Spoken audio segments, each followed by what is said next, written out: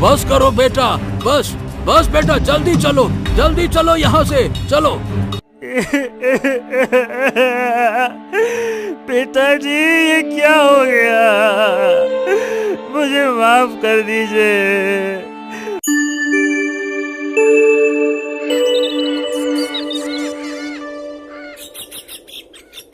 बरसों से गांव के किनारे एक रहस्यमय अदृश्य गुफा थी, जो अचानक दिखाई देती और फिर अदृश्य हो जाती।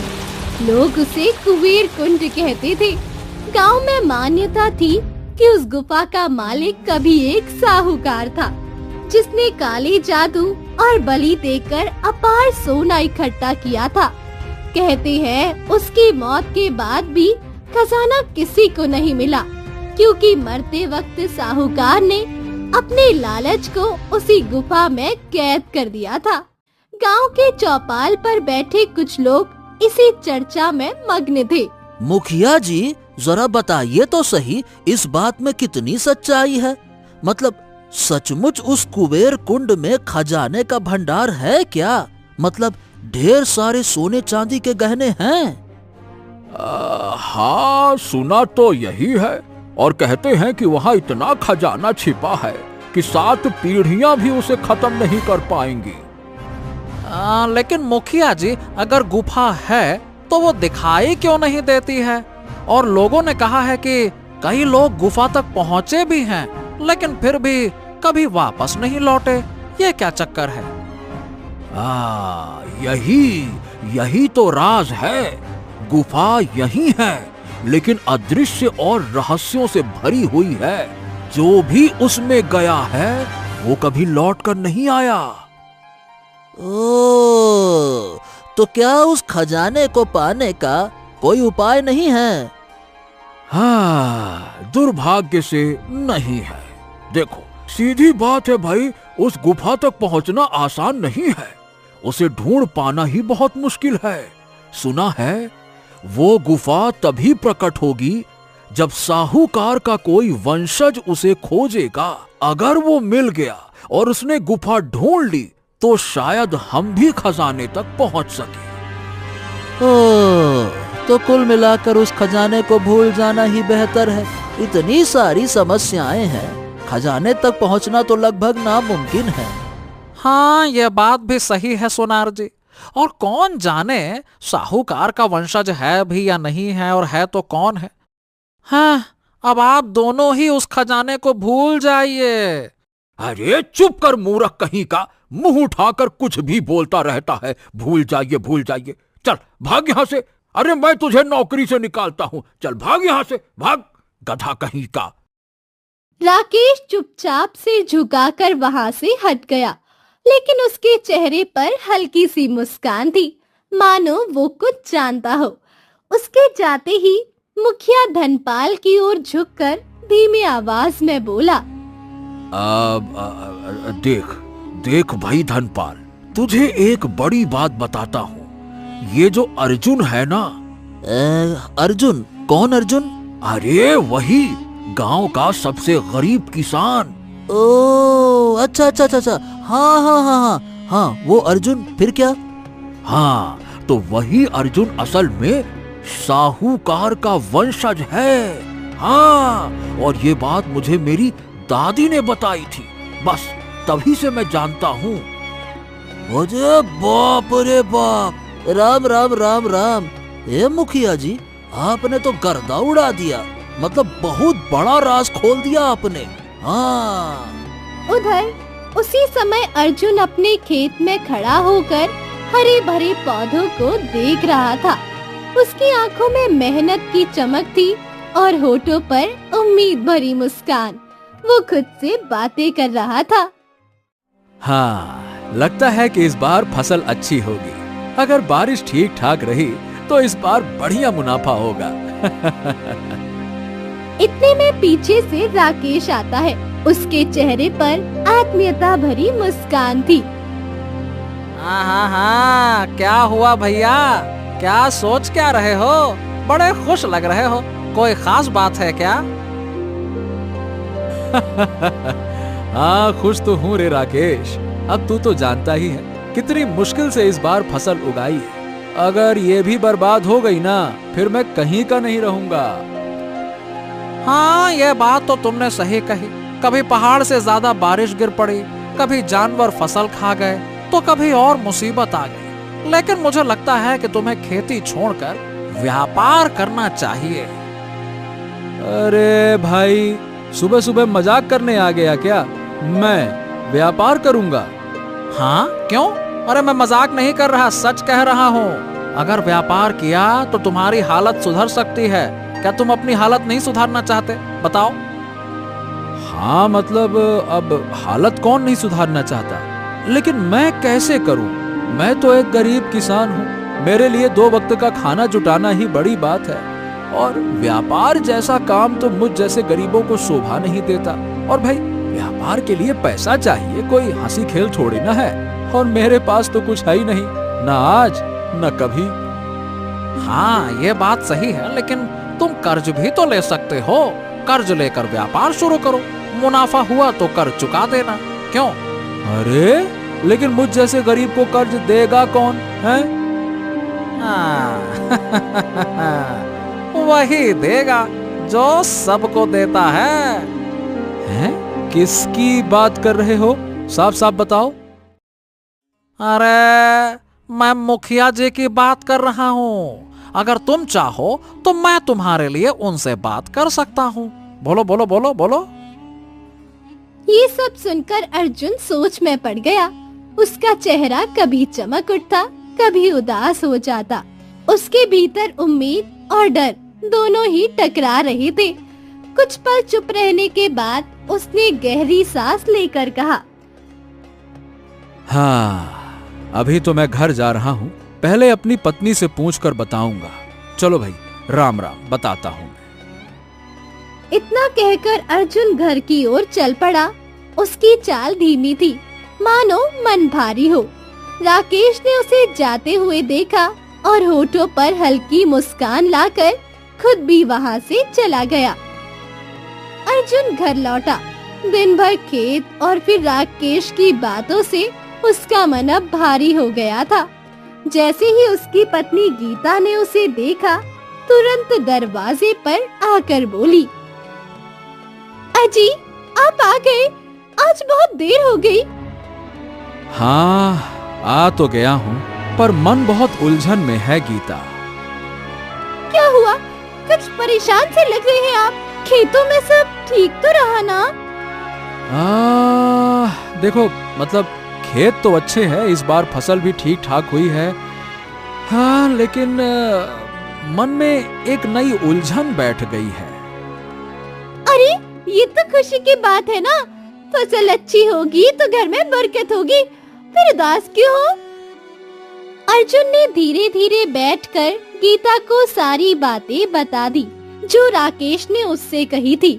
कर्ज लेकर व्यापार करने का सुझाव और मुखिया जी से मदद लेने का इशारा। अजी, आप ही देख लीजिए। वैसे तो हमारे नसीब में गरीबी ही लिखी है। हर बार कुछ न कुछ हो ही जाता है। लेकिन राकेश भैया की बात में शायद सच्चाई भी हो। कल को हमारे बच्चे बड़े होंगे तो केवल खेती से गुजारा मुश्किल होगा। हाँ, यही तो डर है गीता। अगर व्यापार ना चला और कर्ज में डूब गया तो कहीं कर्जा चुकाते चुकाते हम सब कुछ खो ना दें, यही तो डर है। आप हमेशा पहले से क्यों डर जाते हैं? अगर कोशिश ही नहीं करोगे तो जिंदगी कैसे बदलेगी? हिम्मत से कदम बढ़ाइए जी, हिम्मत से। देखिए, अगर पैसों की कमी पड़ी तो मैं अपने गहने बेच दूंगी। अरे नहीं नहीं नहीं नहीं, इसकी कोई जरूरत नहीं है। तुम्हारे गहने ही तो हमारी इज्जत हैं। मैं मुखिया जी से कर्ज लेने का सोच रहा हूँ। रात भर दोनों पति पत्नी यही बातें करते रहे। गीता ने बार बार अर्जुन की हिम्मत बढ़ाई, पर अर्जुन के मन में डर और उम्मीद दोनों साथ साथ पल रहे थे।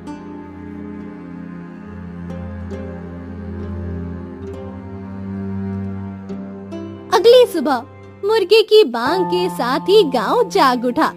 अर्जुन ने गीता से नजर मिलाई और चुपचाप बाहर निकल पड़ा। उसका कदम खुद ब खुद मुखिया की हवेली जैसे घर की ओर बढ़ रहा था। उधर मुखिया भानुदेव पहले से ही राकेश पर गुस्सा निकाल रहा था। क्यों रे?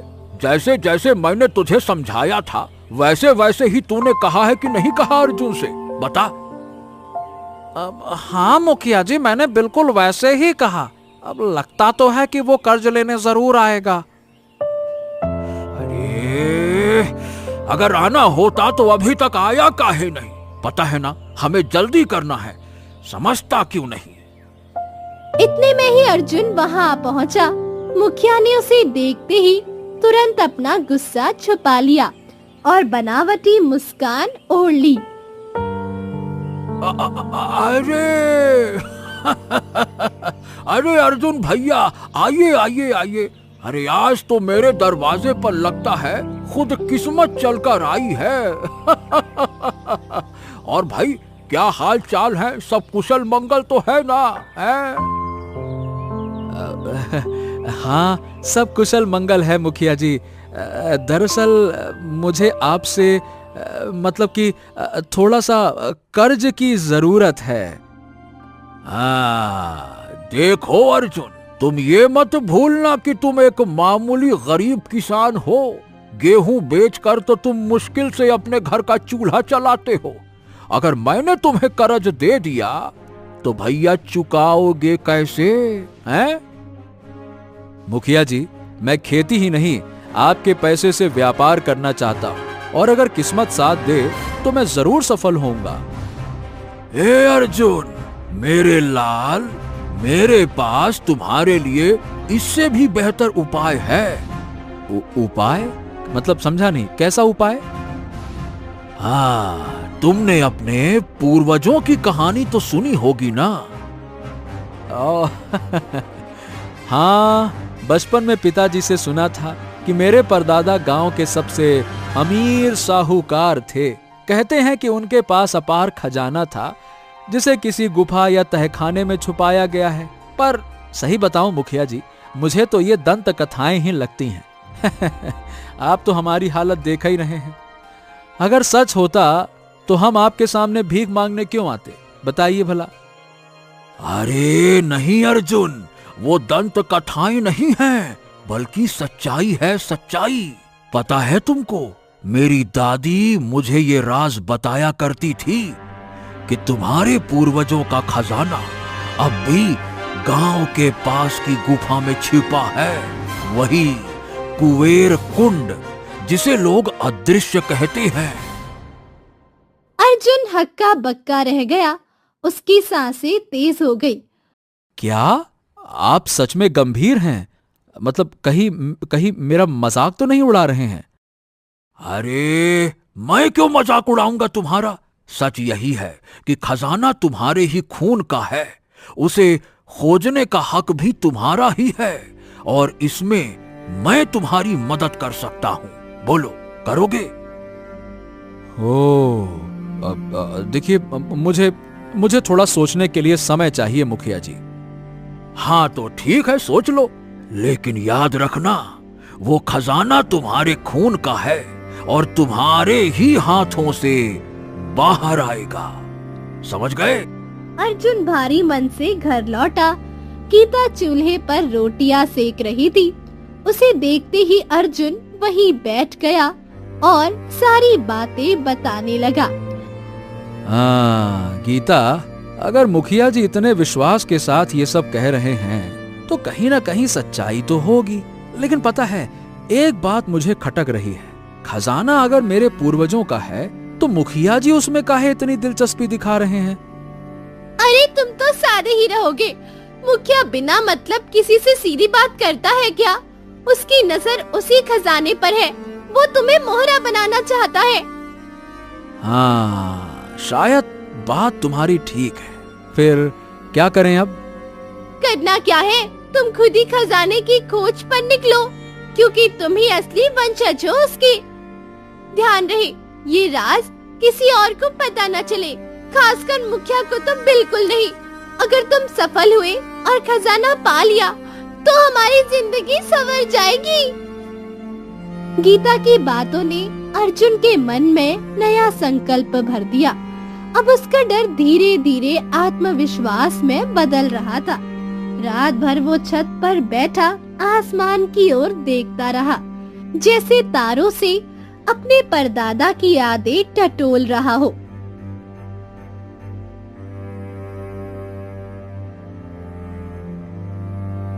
अगली ही सुबह सूरज की पहली किरण के साथ अर्जुन ने तय कर लिया कि अब वो अपने पूर्वजों के खजाने की खोज पर निकलेगा। उसके दिल में सिर्फ एक ही ख्याल था, हाँ, अगर मैं सफल हुआ तो ये केवल मेरी नहीं बल्कि मेरे आने वाली पीढ़ियों की तकदीर बदल देगा।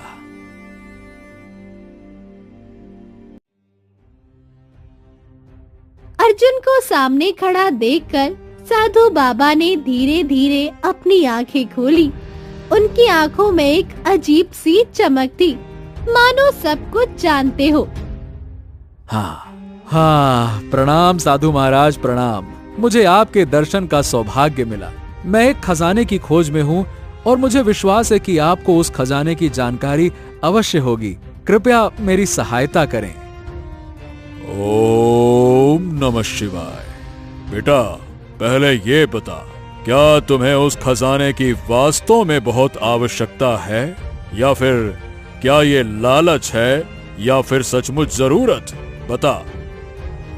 साधु बाबा, यदि आवश्यकता ना होती तो मैं यहाँ आपके चरणों में क्यों आता? गरीबी ने हमें तोड़ डाला है साधु बाबा। मेरा परिवार तो तंगी से जूझ रहा है। मैं चाहता हूँ कि उनका जीवन तो कम से कम सुधर जाए। तो सुनो, पूर्व दिशा में कुछ ही दूर चलोगे तो तुम्हें एक सुनहरे फूलों का बाग मिलेगा। उसके बीचों बीच एक रहस्यमयी वृक्ष खड़ा है, इतना विचित्र कि उस पर एक समय में केवल एक ही सुनहरा फल उत्पन्न होता है। उस फल को सावधानी से तोड़ना। आगे बढ़ते ही तुम्हें एक गुफा नजर आएगी, वहीं छिपा है वो श्रापित खजाना।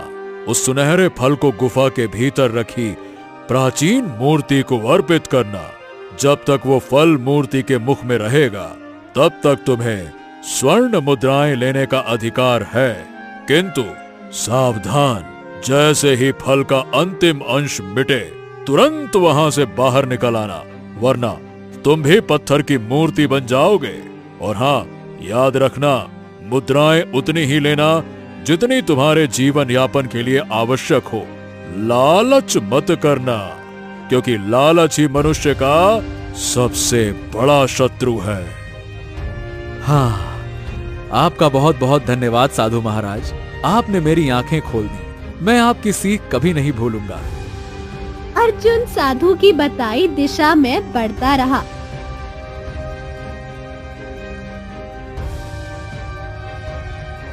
घने पेड़ों के बीच से गुजरते हुए उसे सचमुच सुनहरे फूलों का बाग दिखाई दिया। पूरा बाग मानो सूर्य की किरणों से जगमगा रहा था। फूलों की पंखुड़ियां सोने सी चमक रही थी। हाँ, लगता है यही है वो सुनहरा फल। साधु बाबा सही कह रहे थे। उसने सावधानी से वो चमकता फल तोड़ा और आगे बढ़ा। थोड़ी ही दूरी पर एक अंधेरा भयावह गुफा उसका इंतजार कर रही थी। भीतर घोर अंधकार था और बीचों बीच एक शापित साहूकार की पत्थर बनी मूर्ति खड़ी थी। वातावरण में एक अजीब सी ठंडक थी। अर्जुन कांपते हुए अंदर गया और उस सुनहरे फल को मूर्ति के चरणों में अर्पित किया। अचानक मूर्ति मानो जीवित हो उठी, धीरे धीरे हिली और फल को अपने मुख में निगल लिया। उसी क्षण उसके पत्थर जैसे शरीर से स्वर्ण मुद्राओं की वर्षा होने लगी।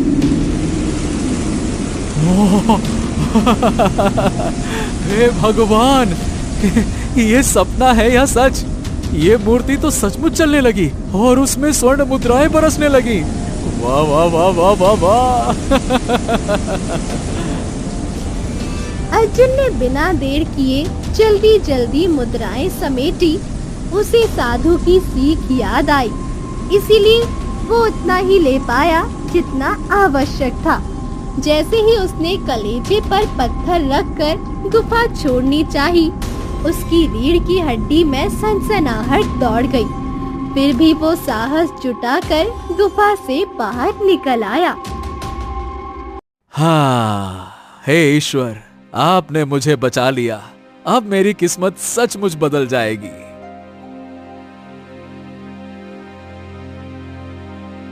लौटते समय अर्जुन बाजार गया।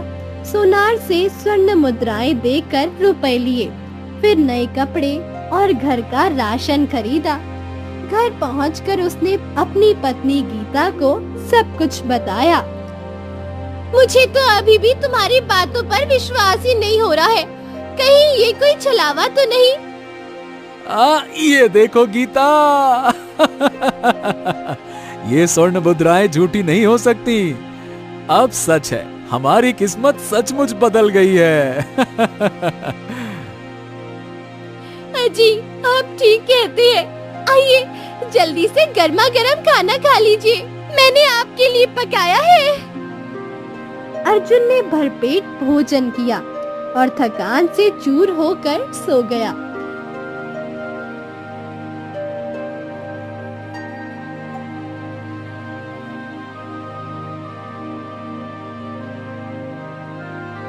सालों बीत गए। कभी की टूटी फूटी झोपड़ी अब एक बड़े मकान में बदल चुकी थी। परिवार में खुशियां लौट आई। उनका बेटा भी हुआ, जिसका नाम हीरा रखा गया। गांव वाले अर्जुन को अब धनी व्यक्ति मानने लगे थे, लेकिन जितनी तेजी से अर्जुन की किस्मत बदली थी, उतनी ही तेजी से लोगों की नजरें भी उस पर टिकने लगी थी। एक दिन जब वो सोनार को मुद्राएं बेच रहा था, तो सोनार शक से बोला,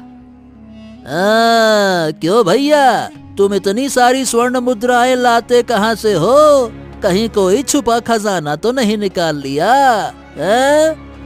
ओ सुनार काका, अपना काम करो ना, गुठलियों के दाम मत पूछो। सिक्के चाहिए तो लो, वरना और भी दुकानदार हैं। अरे नहीं नहीं भाई, मैं तो मजाक कर रहा था। ये लो भैया, तुम्हारे पूरे 2 लाख रुपए लो। अर्जुन पैसे लेकर वहाँ से चला गया, लेकिन सोनार मन ही मन चलने लगा। इतनी स्वर्ण मुद्राएं इसे कहाँ से मिलती है? कोई ना कोई रहस्य तो जरूर है। तभी वहाँ मुखिया पहुँचा। सोनार ने मौका पाकर सारी बातें उसे बता दी। मुखिया सुनकर हैरान रह गया। हाय रे, इतना बड़ा धोखा कर दिया मेरे साथ। ये अर्जुन तो सचमुच बड़ा खिलाड़ी निकला। हाँ, यही बात है, ये किसी खजाने तक पहुंच चुका है, तभी तो अचानक इतना अमीर बन बैठा है। दोनों ने आपस में धीमी आवाज में बातें की, चालाकी से हंस पड़े और तय किया कि अब अर्जुन का पीछा करना ही पड़ेगा। अगले दिन जब अर्जुन फिर बाग की ओर जा रहा था, तो उसे एहसास हुआ कि कोई उसके पीछे पीछे आ रहा है। उसके कदमों की आहट साफ सुनाई दे रही थी। ये मेरा पीछा कौन कर रहा है? ओह, लगता है ये काम मुखिया का ही है। उसे तो लालच है मेरे खजाने का।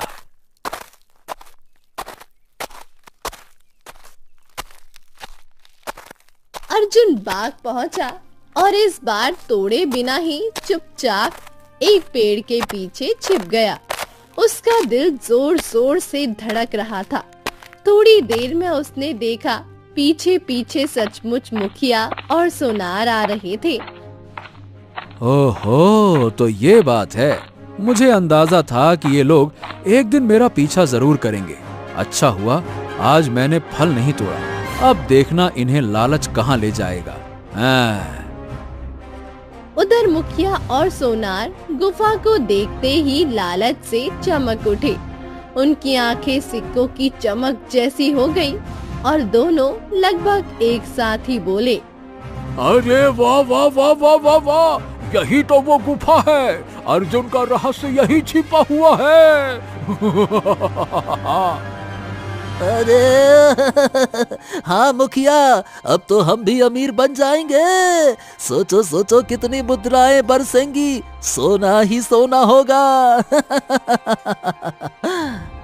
दोनों की आंखों में अंधा लालच झलक रहा था। उन्हें इस बात का बिल्कुल अंदाजा नहीं था कि ये गुफा केवल खजाने की जगह नहीं, बल्कि एक भयावह श्राप का भी अड्डा है। पेड़ के पीछे खड़ा अर्जुन ये सब देख रहा था और सोच रहा था, अब इनकी असली परीक्षा होगी। हाँ, तो यही है खजाने वाली गुफा। यही वो जगह है जहाँ से अर्जुन की किस्मत चमकी। अब देर करना मूर्खता होगी। चलो चलो चलो भीतर चलते हैं सुनार। आज से हमारी भी तकदीर बदल जाएगी। मुखिया और सुनार सावधानी से गुफा की ओर बढ़े। चारों ओर गुप्त अंधेरा फैला है और जमीन पर बिखरी हुई कुछ स्वर्ण मुद्राएं टिमटिमा रही है, जैसे किसी ने आग के अंगारे फेंक दिए हो। मुखिया जी, ये जगह मुझे कुछ ठीक नहीं लग रही। देखिए देखिए ये सिक्के, इनकी चमक भी डरावनी लग रही है। अरे डरपोक मत बनो, यही तो सोना पड़ा है। अर्जुन अगर सालों से लूट रहा है तो हम क्यों पीछे रहे। अरे अब चुपचाप सिक्का बटोरना शुरू करो। चलो चलो चलो। जैसे ही दोनों सिक्कों की ओर झुकते हैं, अचानक गुफा की दीवारें हिलने लगती है, पत्थरों से धूल झड़ती है। बीचों बीच खड़ी मूर्ति की आंखों से लाल ज्योति प्रज्वलित होती है, मानो वर्षों से सोई हुई शक्ति अचानक जाग उठी हो। मेरा फल, सुनहरा फल कहाँ है? किसने मेरी नींद भंग की? यदि तुमने मुझे फल अर्पित ना किया तो मैं तुम्हें सदा के लिए पत्थर बना दूंगी। मुखिया और सुनार भयभीत होकर एक दूसरे को देखते हैं। अरे मुखिया जी ये क्या हो रहा है? अरे हमसे गलती हो गई क्या मुखिया जी? अरे रुको रुको रुको रुको, कुछ उपाय सोचते हैं। परंतु देर हो चुकी थी और अगले ही पल वे पत्थर की मूर्तियों में बदल जाते हैं। उधर अर्जुन उसी समय घर लौट रहा था। उसके चेहरे पर बेचैनी और डर की परछाई साफ झलक रही थी, लेकिन उसने किसी से कुछ नहीं कहा। अजी, आप इतने परेशान क्यों लग रहे हैं? और आज तो आप कोई स्वर्ण मुद्राएं भी नहीं लाए। हाँ, नहीं ला पाया। बस जल्दी से खाना लगा दो, बहुत थकान हो रही है मुझे, सोना चाहता हूँ। गीता ने उसे ध्यान से देखा। उसके चेहरे पर अनकहा डर था, लेकिन गीता ने उस पर और सवाल करना ठीक नहीं समझा। उसने चुपचाप खाना परोस दिया। अर्जुन ने थाली उठाई, पर उसके हर कौर में जैसे बोझ था। खाना खाकर वो चुपचाप बिस्तर पर लेट गया और पलक झपकते ही गहरी नींद में डूब गया।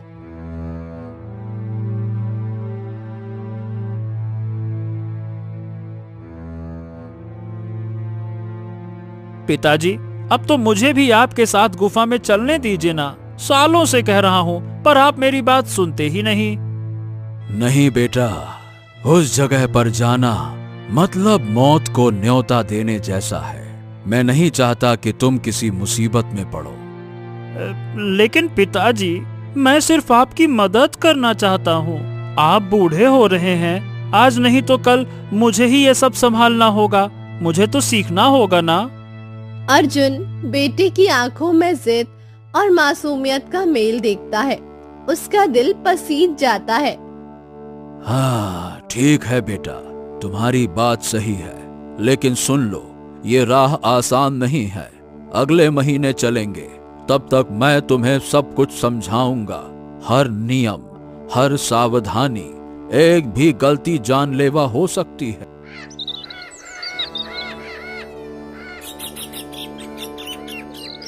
एक महीना बीत गया। अर्जुन ने हीरा को गुफा के रहस्य, मूर्ति के शाप और लालच के परिणाम सब कुछ समझाया। वो दिन आ ही गया। अब दोनों पिता पुत्र उस सुनहरे बाग में जा पहुँचे। पिताजी, यही है वो सुनहरा फल? वाह, कितना सुंदर, कितना चमकदार है। हाँ बेटा, यही, पर याद रखना, यही फल हमारी परीक्षा भी है। सावधान रहना। हाँ, चलो। अर्जुन ने सावधानी से फल तोड़ा और दोनों गुफा की ओर बढ़े। जैसे ही अंदर प्रवेश किया, वही पुरानी ठंडी हवाएं शरीर को छूने लगी। गुफा का अंधकार और भयावह लग रहा था, पर हीरा की आंखों में उत्सुकता और लालच की चमक साफ झलक रही थी। हाँ हीरा, ध्यान रखना, इस बार सिक्के तुम उठाओगे। जैसे ही मैं इशारा करूं, तुरंत बाहर भाग जाना, देर मत करना, है ना? अर्जुन ने फल मूर्ति की ओर अर्पित किया और उसके शरीर से स्वर्ण मुद्राओं की वर्षा होने लगी।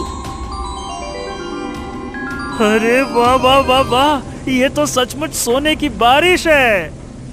पल भर में हीरा पागलों की तरह सिक्के बटोरने लगा। उसकी हथेलियां सिक्कों से भरने लगी, पर उसकी आंखें और चाह रही थी। बस करो बेटा, बस बस बेटा, जल्दी चलो यहाँ से, चलो। पर हीरा सुन ही नहीं रहा था। उसके कान तो जैसे बंद ही हो गए थे। वो सिक्कों पर टूट पड़ा। तभी पल का अंतिम अंश मिटा और मूर्ति से भयानक प्रकाश फूट पड़ा। अर्जुन ने बेटे की ओर देखा। एक ही पल में उसे समझ आ गया कि अब क्या होने वाला है। बिना सोचे वो दौड़ा और हीरा को धक्का देकर पीछे कर दिया। खुद मूर्ति के सामने खड़ा हो गया। पिताजी, नहीं, हट जाइए। परंतु अगला क्षण सब कुछ बदल देता है। प्रकाश अर्जुन को अपने आगोश में ले लेता है और देखते ही देखते उसका पूरा शरीर पत्थर में बदल जाता है। उसकी आंखों में पिता का स्नेह और त्याग का भाव जम जाता है। पिताजी, ये क्या हो गया? मुझे माफ कर दीजिए। मैंने आपकी बात क्यों नहीं मानी? मेरा लालच ही आपका विनाश बन गया। पिताजी। पत्थर बनी मूर्ति से अर्जुन की आवाज गूंजती है। मैंने लाख समझाया, लालच मत करना, बार बार बुलाया, पर तुमने नहीं सुनी। अब यही तुम्हारा परिणाम है। इतना कहते ही उसकी आंखों से दो पत्थर जैसी बूंदें ढलक जाती है और अर्जुन पूरी तरह जड़ हो जाता है। पिताजी, पिताजी, पिताजी, मैं कसम खाता हूँ, अब कभी लालच नहीं करूँगा। मैंने सब कुछ खो दिया। हीरा कांप उठा। उसका हृदय ग्लानि और भय से फटने लगा। पागल होकर वो गुफा से बाहर भागा। क्रोध और पछतावे से उसने कुल्हाड़ी उठाई और इस वृक्ष को काट डाला। जब वृक्ष जमीन पर गिरा तो मानो एक युग का अंत हो गया। उस दिन से गांव के आकाश में हमेशा के लिए एक अनकहा रहस्य टंगा रह गया।